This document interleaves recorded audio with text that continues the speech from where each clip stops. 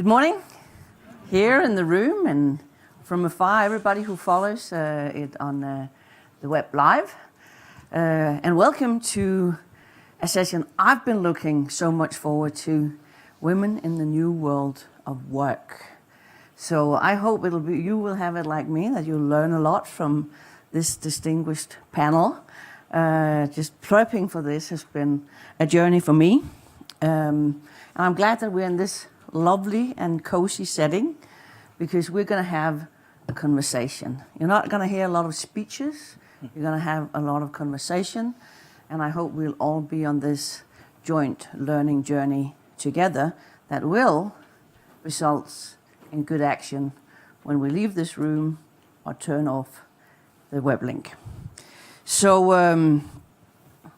I also want to invite you to tweet your heart out, #WEF19, because we also got to make sure that this conversation gets outside of this room. So my name is Katja Iversen. I am the president CEO of an organization called Women Deliver. And as we say a little polemically, women deliver and a lot more than babies. We're an advocacy organization. We work to drive investments, political, financial, social, in gender equality and girls and women. So looking at these issues is absolutely key. I'm also a strict time police.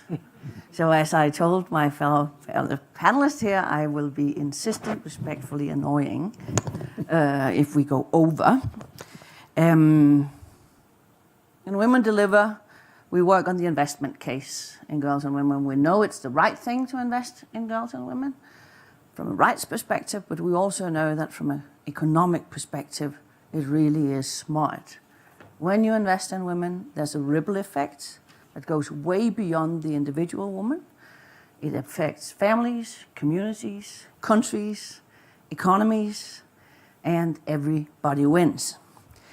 So 2018 was a pivotal moment for gender equality. We saw it here in Davos with some beautiful speeches. We saw it when the G7 took gender equality as one of the big issues. And we see it in many of the economic discussions today, much more than we have ever seen before. But we are still, despite the progress we're seeing, we're still looking at a workforce that excludes some places, underpays, and overlooks a good chunk of the available talent. And what team would win if you put half of it on the bench? So the data shows, the World Economic Forum report shows that we have a severe gender gap, and that if we looked at the economic participation, and it would take 202 years for women to reach economic parity if we take the pace that we have now. And you know what? That's not just good enough. So how wonderful is it to be in a room, in a setting, where people actually have power to make change happen? I think it's great. And so we're gonna talk about the trends. We're gonna talk about what is the future that we want. Not that just will come, but that we want, because when you know what you want, you can go towards it. And then on some of the solutions. And it's not going to be a blame game. We're not going to focus on the problems because we know them. But we are going to look ahead and see what can be done. So I could talk a lot longer, but let me just get over to what is really important, and that is the how and the what, and then the what now. So we're so lucky to have this fantastic lineup, and it'll help us dig into the topic. And you can all read a lot more about them on the app. So I will be a little brief, but we have Alan Blue, Vice President of Products at LinkedIn, and one of LinkedIn's co-founders, and has really done some great studies about the gender gap in AI. We have, and can I just say, Mr. Blue, it sounds like a Tarantino movie. But you have not heard that. What do I get to be then? Some of them died very violently. I don't want to be one of them. Jonas, you look like You want to be pink or not want to be pink? That's the question. And Janet, Forty Chair and CEO of Deloitte Consulting, and great author, very inspiring, and super public speaker. I heard her yesterday. And you often speak on the changing business landscape, the C-suite of tomorrow, tech disruption and leadership. Jonas, the interrupter, pricing, Chairman and Chief Executive Officer of Manpower Group. You are a renowned expert on labor markets and where it's going, the world of work trends, and very passionate about the workforce. So Michelle Sadlin, co-founder and CEO of Cloudflare. Sadlin, you've been named one of the top women to watch in tech by the Huffington Post and Inc. magazine, and also, if I may say, kind of the living proof of one of the beautiful living proofs that young people are not just the leaders of tomorrow; they're very much leading today. And to have followed your career around that, it's been great. So let's jump into it. I'll sit down, and I'll start with you, Jonas. So according to the 2018 Future of Jobs, the top emerging jobs in the fourth industrial revolution include data analysts and AI machine learning specialists. Yes. And that's also where we have the growing demand for skills within this area. But what kind of skills, training programs, and really proactive steps must we take now to secure that place for women in the new world of work? Well, since we are talking about the world of work, maybe stepping back and where you started from, Katja, women's participation in the workforce is 20% less than men at a global level.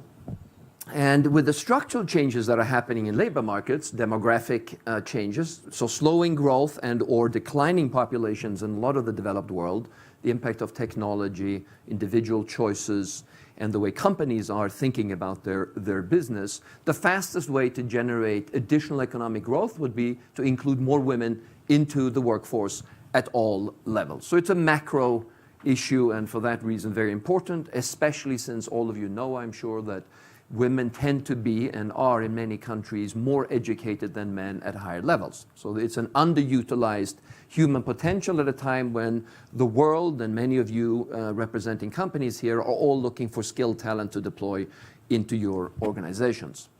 When we then talk about, and you referenced here, a number of technical IT-related jobs that are specifically impacting the workforce in different ways, driving demand for a lot of skills in the tech area. It is true that women are significantly underrepresented in that part. And the degrees, for instance, in computer science today held by women is probably 18%. Sadly, it's down from 37% in the 80s. Now, of course, the numbers and the scale are different. Nevertheless, it is clear that women are underrepresented, and I'm sure, Michelle, you'll talk a bit more about this later on, in terms of what it's like in some heavy tech parts of the world, to be a woman, because it's not that common. Then the narrative is also that technology is going to disproportionately impact roles where women are overrepresented. And off-cited are business and financial operations, administrative, office, clerical, a lot of transactional work where AI and technology will have a disproportionate impact. While we agree that, of course, women are underrepresented in certain job skill sectors, we're not so sure about the underrepresentation and the impact there. For the simple reason that we believe most of the technology impact will augment human capability. It's not, it's going to be a question of, combining human skills with human capabilities. Although we can project what's going to happen, we don't know that it is going to happen. And at the same time, offsetting the overrepresentation or the underrepresentation or overrepresentation in sectors where it's going to be impacted. We also know that women are overrepresented in sectors where technology is going to have a major impact and where there's going to be tremendous growth, for instance, in healthcare and other activities. And there you could imagine that growth is actually going to occur at a faster rate, even than in those that are overrepresented but declining. We just published a survey that talked about the impact of technology in companies, and 85% of the companies said that we'll maintain the workforce or increase the workforce. So I don't think that story is done. But the question on the what can we do to help women enter into those areas, of course encouraging more STEM related activities early on. My own daughter chose a STEM career because she was passionate about it. She was worried about it, knowing full well that the representation of women in her chosen field of expertise is low. So she is, of course, looking for employers that have policies that encourage women to come in and fully participate and choose their paths. So I think that is, an early on action we can take. The other action I think we can take is to really look at drive and desire, because we think they are very strongly predicting success. Most of the tech hiring is done on experience and formal accreditation or degrees, which tends to favor men since they are incumbent and more represented there. But we've run a short burst skill enhancement program in India with 1,500 Indian applicants, 60% of them women. The women were considered not sufficiently qualified, whatever that means. And we know that for women to apply fully to these jobs, they want to feel that they're overqualified. But in a short burst of 40 days, we are able to place 97% of those women. So this idea that you have to have a formal degree, and what I just said about computer science graduates, I'm not so sure that the future of education and the speed with which technology is changing is actually adapted to that. We think it's going to be much more of an iterative process, faster learning. And so therefore, if behind today, actually there can be pathways and ways of getting an acceleration that wouldn't talk about the 200 years to catch up. So I think whilst we should definitely recognize the issue, there is also cause for optimism as long as leaders address these issues, because in the end, I think it comes down to business imperative. It's not a program. It's not a sustainable development goal. It is real business strategy importance. And if you treat it like that, as you would anything else, you can and should be able to move the needle in the right direction. Thank you. Thank you. And if I may jump to you, Alan, because you've been looking a lot at numbers on, and LinkedIn been studying it together with the World Economic Forum. And it shows that in the AI workforce, it's only 22% of the workforce are women. Yep. So what is, what's the consequence of that? And what do we do about it? Well, so artificial intelligence, machine learning, and so forth are becoming fundamental to the way basically all pieces of technology are built. So your phone has it, your bank has it, like this endless, it's kind of everywhere. So it's important as we go forward to make sure that we are designing and building all of that technology the right way. And the only way to do that is to have diverse leadership and diverse people come from many diverse backgrounds actually building that stuff. There are many tales, I'm sure many of you have heard them, about biases which are unintentionally built into systems because either the data is biased by itself or because the choice of the objective functions for a piece of AI are poorly selected, or the way in which you measure the results is actually replaced by the way you measure the success of the algorithm. So a broader variety of viewpoints when actually building artificial intelligence can actually put us in a place where that technology, which is becoming so ubiquitous, is actually being built for all of us and not just for basically a bunch of dudes who are the people who currently run the technology around around this stuff. Just very quick, what are a couple of those examples where we see the inbuilt biases? So- We've heard about the face recognitions in airports. Yeah, so where face we all recognition is a really good one. Yeah. Like, original training for face recognition was based on celebrities who are primarily white and male. Therefore, that algorithm was very good at recognizing white men, but it wasn't good at recognizing anybody else. It had like a 97% accuracy rate for white men, a 3% accuracy rate for black women. So that has to do with the training set, which was specifically selected. Other examples include recommendation algorithms. If you use a feed in social media and so forth, those the order of the items in your feed is determined by a machine learning system. When you choose what that feed is supposed to contain and you base it on things which aren't actually for the good of everybody involved, you end up with something which produces a very either attenuated or very biased collection of results. I can give you a good example from a search perspective. Mm-hmm. So when you actually search on LinkedIn, when a recruiter searches on LinkedIn for people who are, have particular sets of skills, we return many people. However, because there are differentials in the profiles which are being returned, generally speaking, men's profiles will float to the top. Not a lot, but a little bit.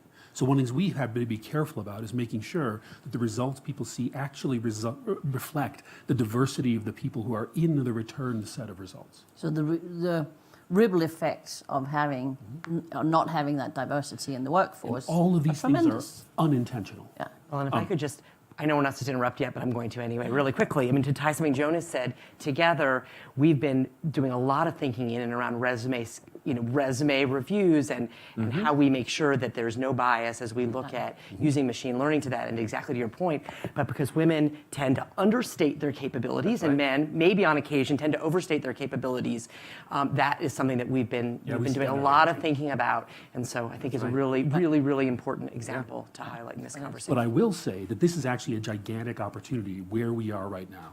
Because the people who are going to actually, the companies that are going to go out there and that are going to create solutions are much more likely to be willing to try something new in a place where their need is really great. And I have heard no less than 5 people in just a handful of conversations just in the last day here at Davos say, we just can't hire enough data people. We can't hire enough AI people. There just aren't enough of them for us to be able to do the work we want to do. So that means that everybody is prepared to do new things and to try new things and to look at the entire body of potential candidates in order to actually do that hiring. So we are at a place, this is true for all tech skills, but it's certainly true for the AI world, where if we really dig into it and we really try to fill all those roles, we're basically going to, pursuing women who can do these things and other groups of people who sometimes get excluded is actually something which I think is easy to do. Easy, that's good. We like that word. Yeah. So just No, I understand. Yeah. But very briefly at LinkedIn, we have a project where basically we have an apprenticeship project for engineers at LinkedIn, and we go out and scour the market for people who have non-traditional backgrounds. In other words, people who don't have the right degree or don't have the right pedigree or whatever, and we hire them. We train them for 6 months. Right. They become part of our team, and that, just by its very nature, brings in a massively diverse group of people. Right. And the reason we're doing that, the reason we're willing to do it, is because we have such a strong need to hire in the first place, to the point of business imperatives. Right. And Janet, your survey that you've just done, the Deloitte Global Human Capital Trend Survey, showed that 72% of the respondents said that AI robot automation are important for the workforce of today, but only 31% said that their companies were ready. That would be a consistent theme that you're hearing. Into yes. Because if we have here in Davos that people say we can't hire enough, we got to do it. That also kind of indicates that we're not entirely ready because we don't have it yet. So so you're a female industry leader, and you've been in the tech world for a while. And you're ready to size it. How do we do it? Yeah, so great topic. And first of all, thank you for the opportunity to engage in this conversation, in this forum, because I think it's incredibly strategic from a business perspective, and it's the right conversation to be having at this point in time. So really appreciate the ability to engage with all of you in this discussion. as I've been thinking about this topic, I've been thinking about it through a number of lenses. One is how to help organizations broadly be successful in and around how to drive change and transformation in their organization using emerging technologies and AI, very much to your point, which was very well made, and sitting sort of at the center of the conversation. If I think about the things that are differentiated for women, there's a handful of things that I think are important to layer into the conversation. The first is, as executives and leaders in our organization, regardless of gender, to go on your own learning journey in and around the emerging technologies and stay and invest in being current is incredibly important. And very much to the point, actually, that has already been made on the panel, for women, it's a great opportunity, if you haven't had the background in education, to jump into the mix and get current.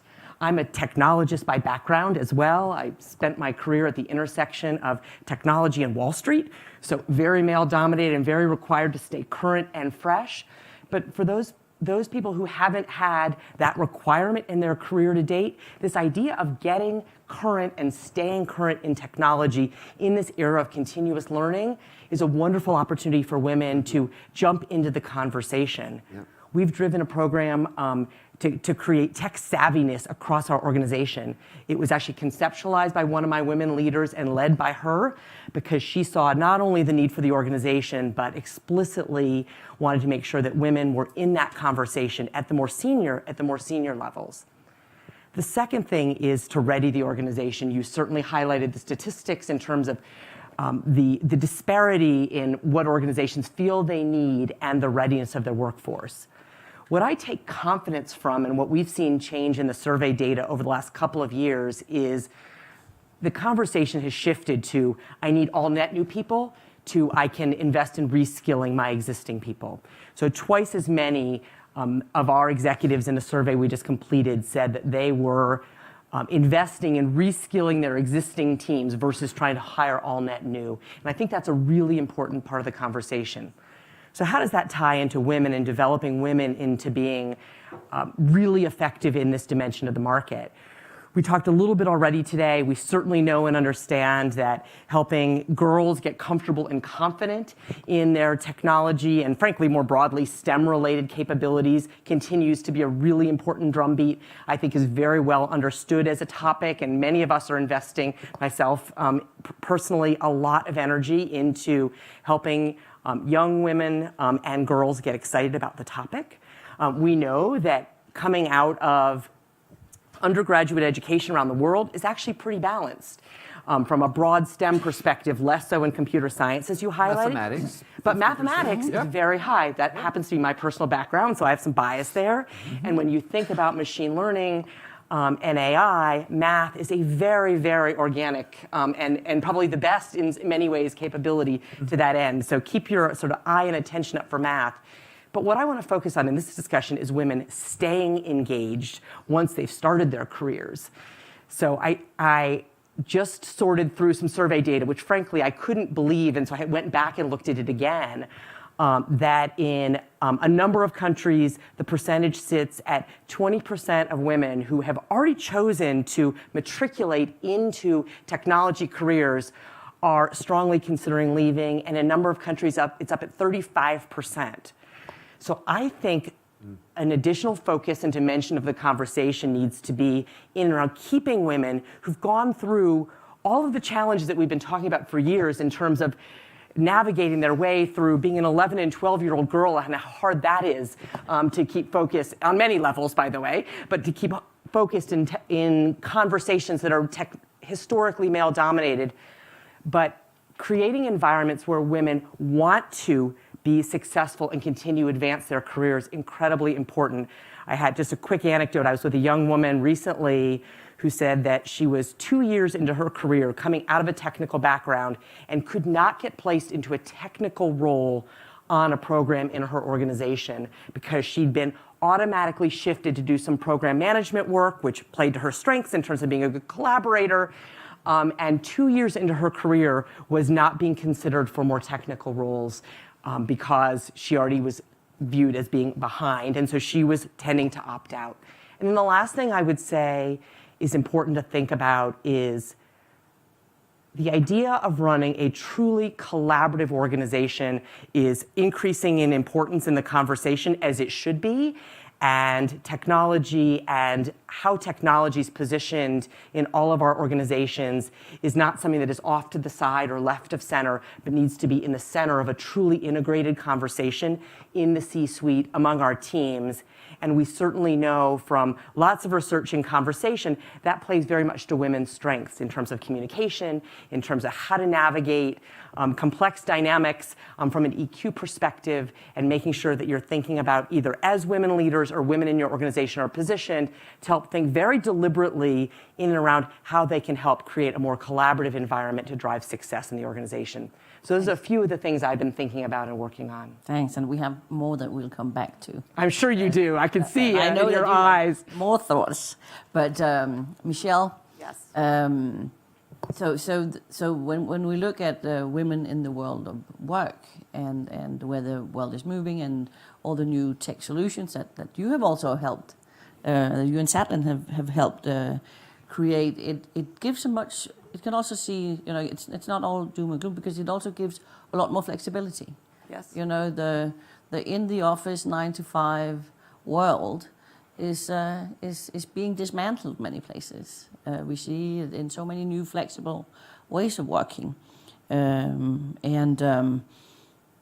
but you have been working in this for a while, and I just want you to look at how can we strike that right balance with flexibility and all the opportunities that come, but also with some of the social protection. We've seen numbers of how many will be individual entrepreneurs or hired in on daily basis and all of that. So how do we strike a good balance in that future of work for women? Because that flexible work condition, many women want to take advantage of, because we do know that the care work and the care load to still a large extent lies on women.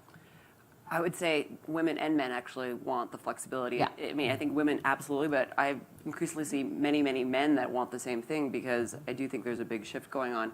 One of the things about the rise of technology and the tech companies, and again, there's been lots of things that we've gotten wrong, but I think in some cases, it has helped define how you can have a more flexible work environment for its employees.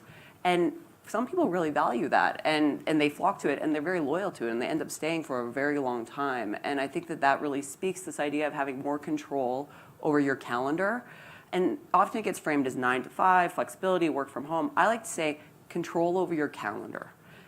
Do I have control over when I get to come into the office, when I get to go home? And it might be different on different days, because, actually at 3 o'clock on Wednesday, I want to be at my son's soccer practice. And by the way, I have to go to this doctor's appointment. I don't want to check with anyone. And I do think that a lot of the tech companies have started to do a very good job of giving employees control of their calendar, and that there's a lot of positive response to that. And when they go to say, okay, I'm ready to move on to the next place in my career, if another company won't offer that to them, they won't go there. Because once you have flexibility over your calendar, to have that taken away is very hard. And so if you're an employer in the room, I think thinking about how can I give my employees more control over their calendar, so they feel like if they're doing a good job and we have checks and balances and they're delivering in what they're doing on a daily basis and they're contributing, where they are at 4 o'clock in the afternoon, let them decide, right? They're educated, they're smart.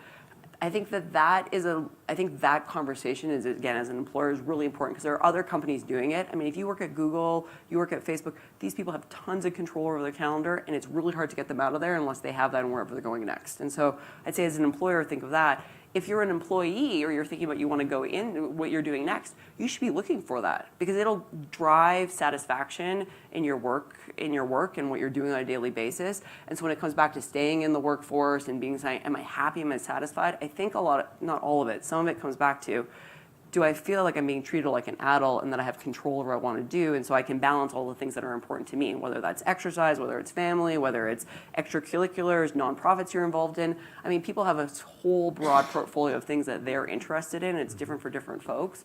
But I think, again, if you have control over what you're doing, and I think this is really important trend that's going to continue to grow, and the companies that do that are going to win in terms of attracting the best people to them. And if you can attract the best people to your companies, you have an advantage over your competitors. That's right. And I think that, again, that will look different for different companies, but I really do encourage you to think about it.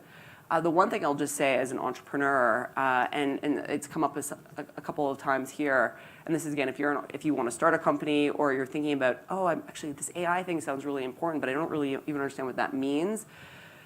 It's come up about fast learning. I always say, like, the rate at which you can learn is a huge advantage.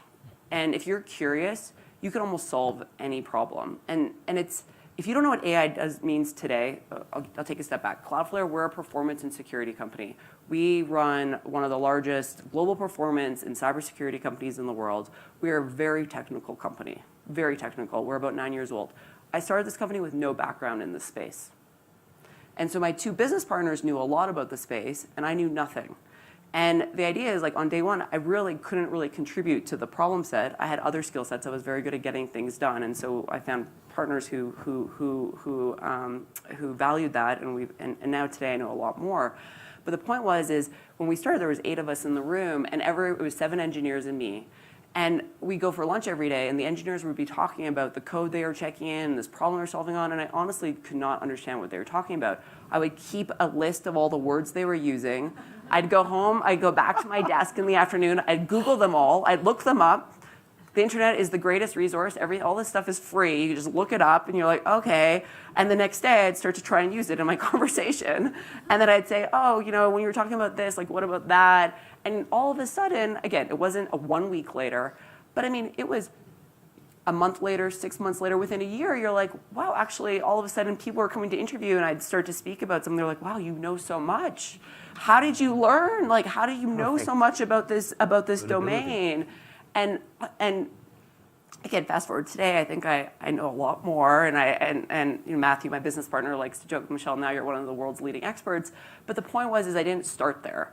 And so this idea of, like, reskilling or the fast learning or these acceleration programs, like, they're real, and you can go to a 6-week program that Manpower helps create. There's a ton of online education programs, but just do it. Don't ask. Don't wait for someone to say, hey, go try this. Just do it and then start to do it, because someone early on in my career gave me this advice of a little bit of your career is about being a bit of a puffer fish, where having more confidence than you are in actually what you know at the time.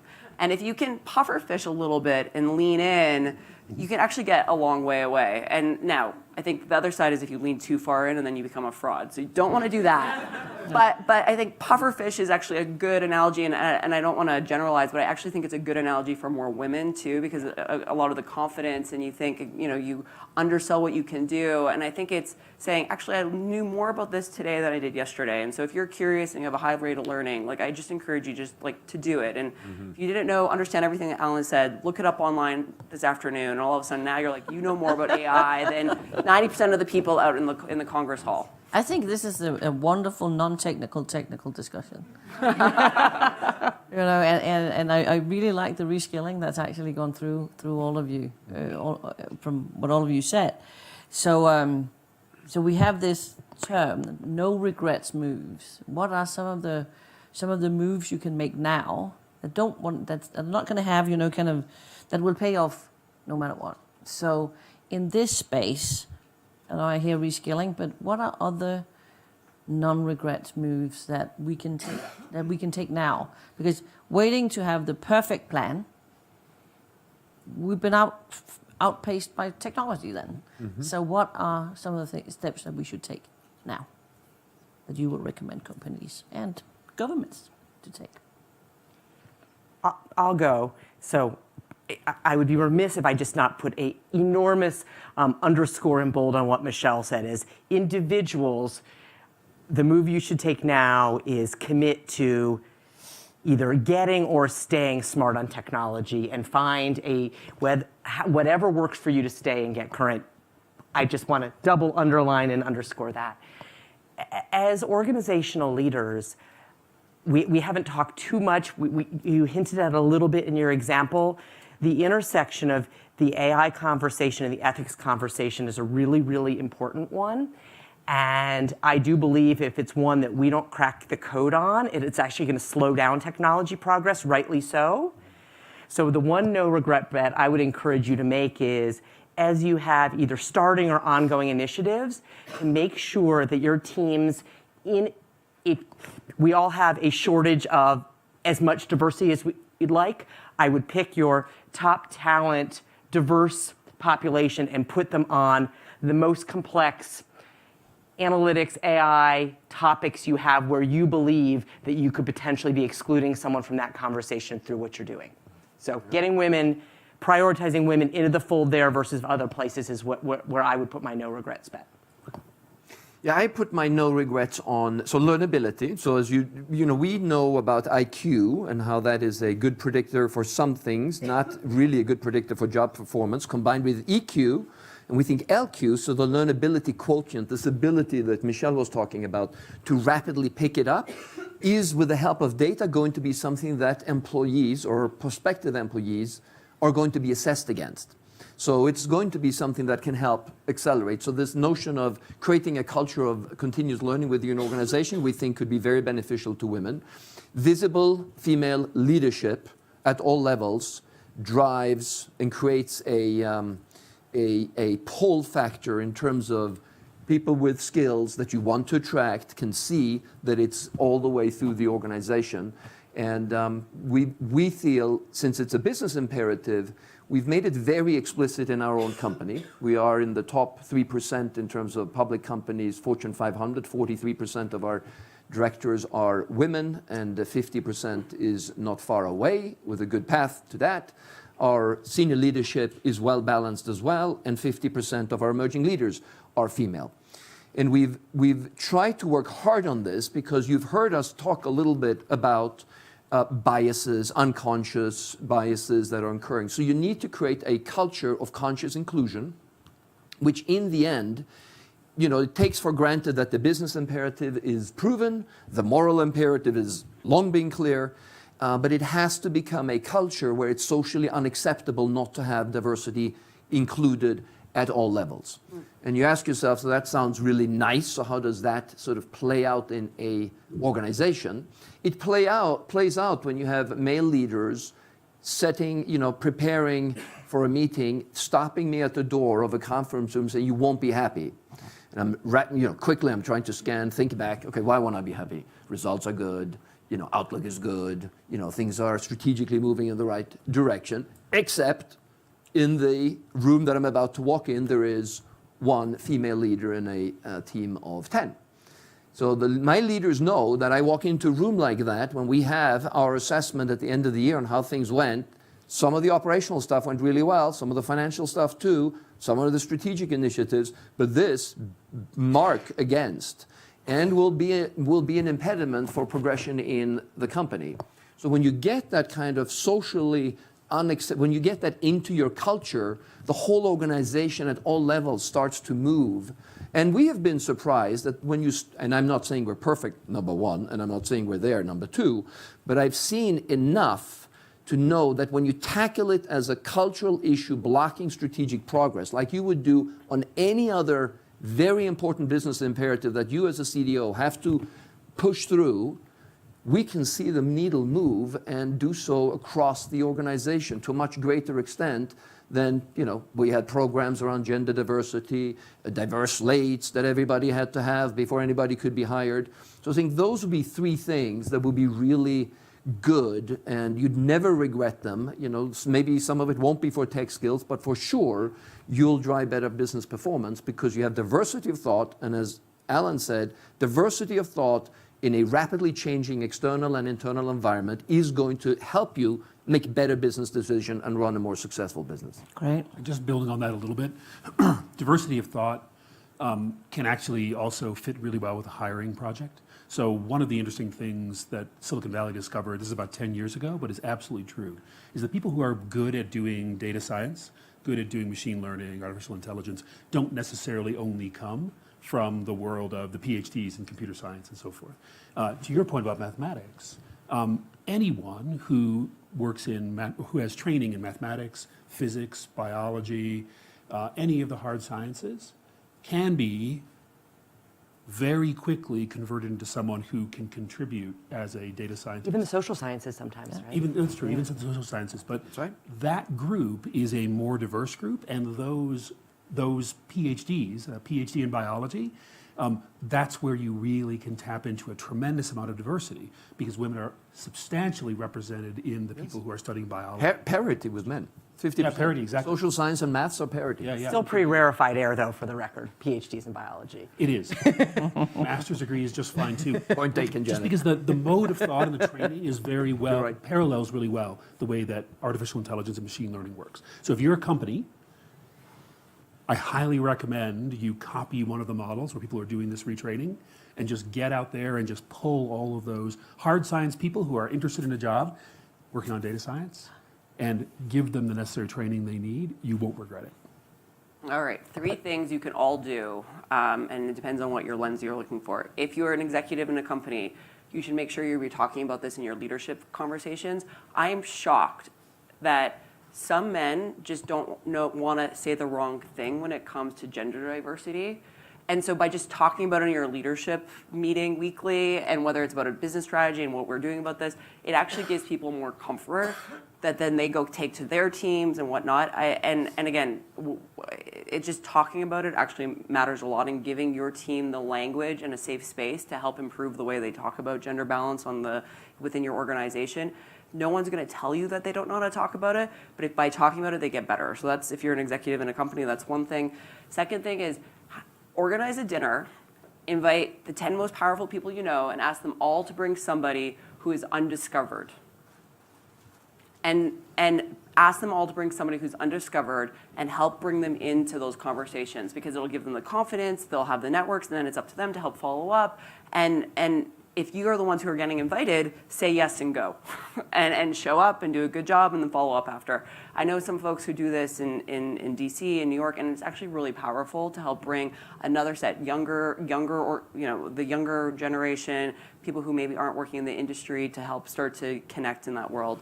And then the third is, if you are thinking about where you want to go next as an employee, like if you're thinking about what am I going to do next in my role, you should be asking the person who's trying to hire you about how are they thinking about about gender balance in the workforce in a very professional way, because by the employees, candidates asking the hiring manager and the recruiter, then it gets fed back into the organization is, wow, we have to take this seriously because we're not going to be able to hire this person because I need better answers on it.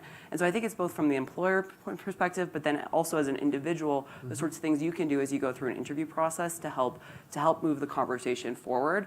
And I will say that, I think that the fact that the conversation has come forward, and it's a very diverse topic. Yes, last year, Prime Minister Trudeau, he speaks a lot about gender balance. I'm Canadian, and so I grew up in a country where it was just very common. Last year, he was here at Davos speaking, and I was sitting next to an entrepreneur from Israel, from Tel Aviv, and Trudeau was speaking about how important it is to have women leaders in your company and all these sorts of things. And he turned to me, he's like, wow, I really need to think more about this. Do you know anybody I could hire? And so I think by talking about it, it's I kind of feel like everyone should know this by now, but there's a lot of people in the world and not everyone knows it. So I think continuing to talk about it is important. I love the flow of this because we start reskilling, learning, visible female leadership, visible male championship around it, talk about it some more, the consciousness around it and the diversity of thought. And then we went for dinner. I love it. Everyone likes to have a dinner, right? Have a dinner with a great group of people. Yes. But great, really great ideas and very tangible things. Some of them are really big, but you can be a champion. Yeah. And these are things that we can get. Great, I love it. So if we take a little bit of a tech view on it, because we could paint a really doom and gloom picture of how we are in a downward spiral, a vicious cycle, but we can also say, how can we actually utilize the technology in a positive way to close the gender gap? You mentioned a couple of things, Alan, where you said that male came higher up on the searches. Mm-hmm. But hey, if we can make some conscious choices, how can we use technology to close that gender gap? I think assessment, so data will be more available, and the issues that Alan talked about will be addressed. And the use of assessments, not only on hard skills, soft skills, but learnability, are going to become more sophisticated. So we think, the technology, as the technology advances, the ability to scrub for the biases that are evident today in the existing assessment tools, but also in just general hiring, as most people like to hire people that talk like themselves and look like themselves. So if you neutralize that with the help of technology, your hiring biases will go away, and you can fully look at what are the best predictors for performance and growth potential.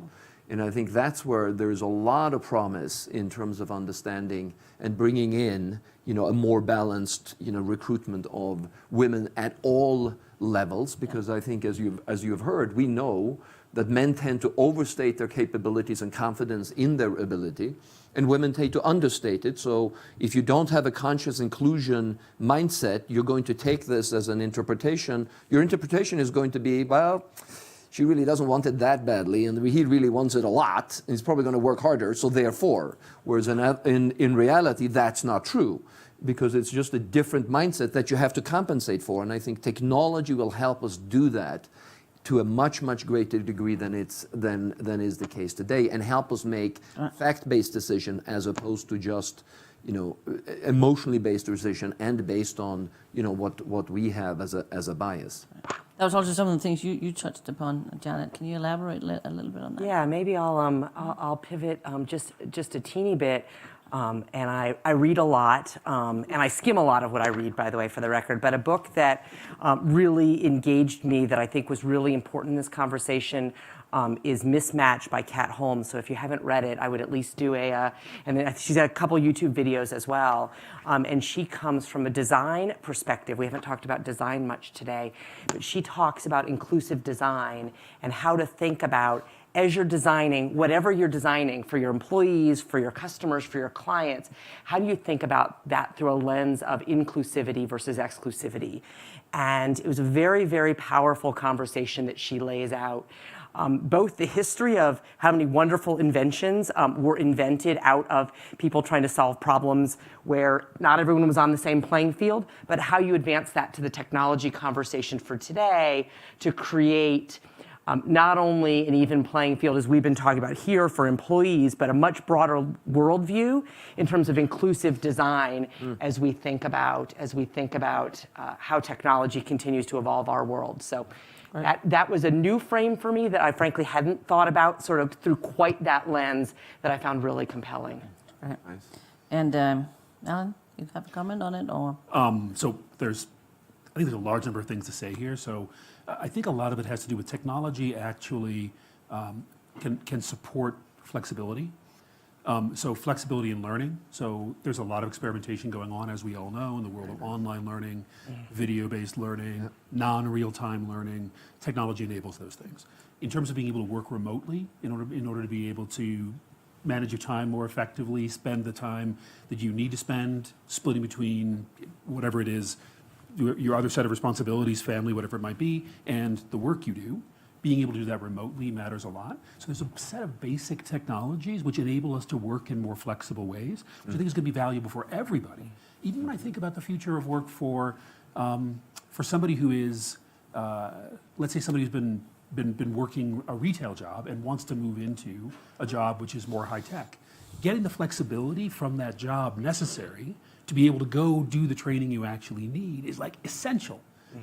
This actually brings us to the question of government and so forth, which is outside of the world of technology. No, but may I pick on that, because that's actually where I'd like to also, just before we kind of go into the next little fire round, picking up on governments and picking up, kind of the fourth industrial revolution.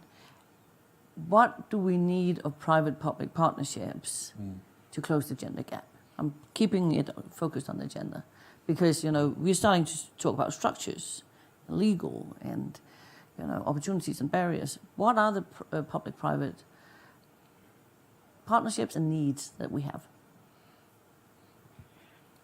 I mean, I think education sits at the center of how I've been thinking about that topic, and creating opportunities either for skilling or reskilling in collaboration. between governments, and I actually think when private organizations actually come together. So many of our organizations work closely together in terms of how do we bring the things that we are the best at. So we work with a lot of technology companies on how to help reskill, retool, or partner with community colleges, for example, partner with veterans, for example, to help bring them to the workforce. So that's a place where we've been putting a lot of emphasis, and I think is a critical part of public-private partnerships to that end. There's this organization in the United States called Path Forward, and I think this is brilliant. It's for professionals who have been out of the workforce for more than 2 years. And it's because they could have been carried for a loved one, it could have been because they had kids, helping them get back into the workforce through what they call returnships with the private sector. And it's a 4-month returnship where both the professional who's been out of the workforce for more than 2 years can come try and say, do I like coming back to the workforce? And the company can say, see whether there's a good fit. And at the end, if there is, there's a great. I think that this is the future. This is about tapping this part of the workforce that's out, but want to get back in and giving them an on-ramp back in. And again, a lot of those people happen to be women, but there are also men who maybe took time off to care for loved ones. And I mean, we participated in it. It came out. It was spun out of a company out of New York, and now it's a nonprofit that does this. And so, if you're a company in the United States, I encourage you to look into it. Path Forward, a wonderful group of people who organize it. If you're international, you can start the same sort of concept in your country, whether it's through the government or just start as a nonprofit and help go around. Because again, which country doesn't need that? People who've been out of the workforce, who are already trained, and help them get back into the workforce, and it's a win-win for both the company and for the employee. And I think that's the future. So I'm a very big fan of that concept.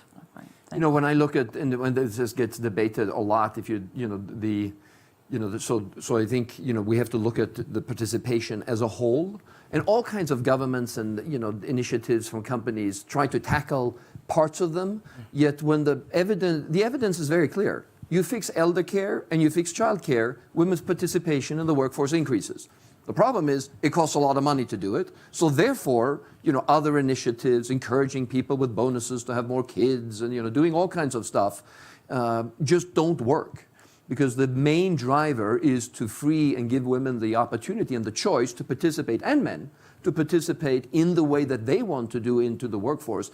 But if you don't solve those basic fundamentals, you are going to, for sure, have less women participating in the workforce to their fullest potential. So whenever I hear these debates around what else can we think of that could make it easier for women? Pretty straightforward. I'm like, it's pretty straightforward. It is expensive, so you have to figure that out, and you have to be committed to doing that. But all countries that have that as a base layer have much higher participation rates, parity in participation rates, and then men and women can choose whatever version of participation that they choose and that they want to have. But that's the fundamental solution that needs to be put in place. Thanks a lot for pointing that out. And that is some of the things that needs, it's not just in terms of the workforce, but in gender equality, some of the absolute basic that needs to be there. I'm going to take it to a little bit of a different place before you get your last tweet. Remember, WEF19? Hashtag.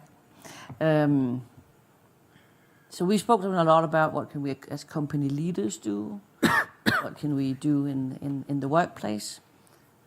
But we all people, a lot of the gender gap comes from things that's not happening in the workplace.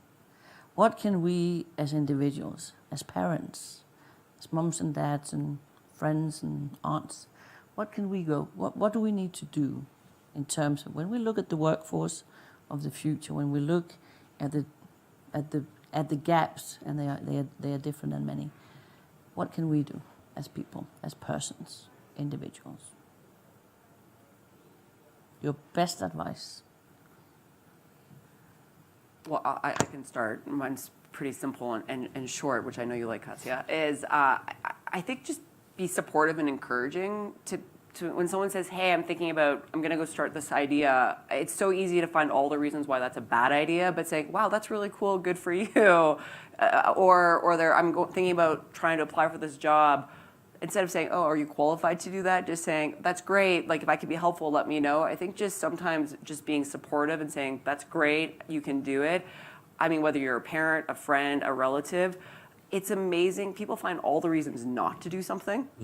And it just, I don't know, it's a human flaw, I guess, versus the reasons to do something. And so sometimes being that person in someone's life who says, that's great, go do it, you might not even know the person very well, but can make the difference between them doing it and not doing it. And I think back to people in my life who I didn't know well and who made some comments.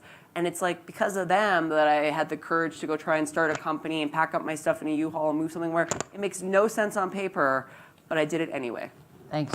So I was going to go someplace similar, maybe with a slight twist, which is to both carry yourself with confidence and commit to building confidence in others. Yeah. You gave great examples of how to do that, but I do believe that's in addition to all the things we've talked about in our organizations and as individual learners, but confidence is the thing that I think is incredibly important in this conversation. Role modeling us on that, yeah.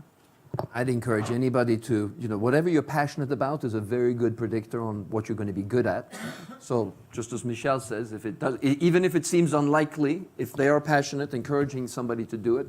And we're going to be working a long time. Whatever decision you make isn't going to be the decision that you're stuck with for the next 60 years of your working life. A lot of people will have plenty of choices to work in different ways, in different fields, learn new things. And encouraging that, the decision doesn't have to be made now and be valid for the next 45 years. It's likely to change many times, and I think that's really, really good. And it's it's the way it's going to be. So acknowledging that and not having that be a fear factor, I think can maybe also be helpful. Alan, I have a quick So, mentor somebody. I think one of the key pieces in any of this, especially when you're talking to somebody who's young or at the beginning of their career, making a change in their career, considering a new path, is in general, they don't know what's going on and they need to see. I mean, I know for sure, everyone I know who's been making a change, the most valuable thing they can do is find someone who can actually help them think through that change. And just by asking somebody, you are modeling a behavior which is vital to professional success. Calling on somebody else makes you smarter, more capable, able to do it more quickly. And what's more, if you're showing that you're asking other people will have the confidence to ask as well. Thanks. I have one as well before we go to your tweets. So research shows that girls feel, as valuable as boys until they are about 4 to 5 years old. When they feel as strong, they feel as smart, they feel equal. When they are 7, they already start feeling inferior. They don't feel as strong, don't feel smart. So that's also, as parents and as upbringers, we have to be aware of that. What is it that you're saying to your boys? What is it that you're saying to your girls? Are you encouraging, math and play and science? Are you, so that's just one that we can all take in our interaction with even small children. And and then it's, of course, the narrative. How do we speak to boys? How do we speak to girls? That comes in, and it comes so early. You have one tweet, and it's, a little more than 140 characters. And your thought on how the best way to leverage tools like AI to close the gender gap and make sure that women are equally represented in the future work. You got it, Jonas, I can see that. Hire more, promote more, lose less. Hashtag women leaders, hashtag learnability. Love it. Woo!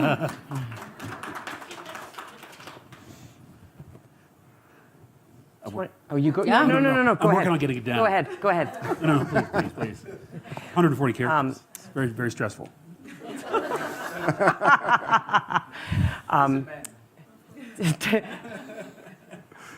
2019, when ethics and technology come to the center, women have to lead here. Hashtag women who lead. Hashtag women who lead.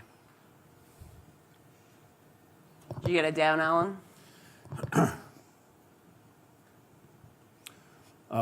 Sure. So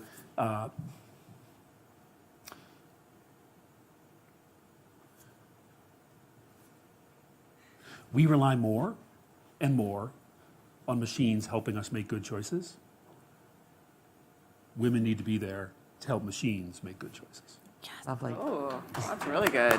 Nice. Well done. While there are more men than women in the workforce, there's no better time to be a woman in the workforce. I'm optimistic for the future. Hashtag WEF19. WEF. Thanks. There we go. So,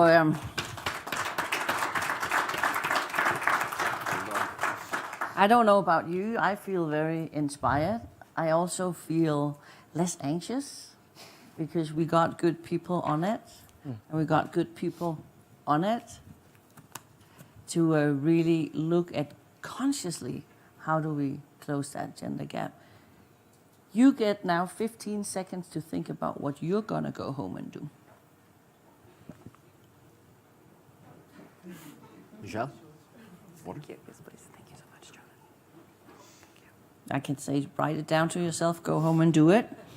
But, and I also urge you not to let this conversation stop here, because, you know, words that not lead to actions are worthless. So really take it home and look at what in your situation, in your company, in your government, in your situation, your family, what is it that you can do to make sure that women are equally included and leading in a global workforce and in general. So Women Deliver has a little occasion where it can be discussed more. We are the hosts, or I'm the host with Prime Minister Trudeau of the world's largest conference on gender equality in 132 days. Not that we're counting or anything like that, but it's 7,000 people on site in Vancouver, Canada, and 100,000 off site. And one of the discussions we're going to have is in the private sector. Pre-conference is about the future of work, because we really need to keep the not only conversation going, but the action growing. So I encourage you and invite you to join us in Vancouver or online for those debates, and really to take action on this, because it takes all of us. It's everybody's business, and it can't be business as usual. Thanks a lot. If we scale up the status quo, we'll never see the change we need. Right. Thanks a lot to a great panel. Thanks a lot to a great audience.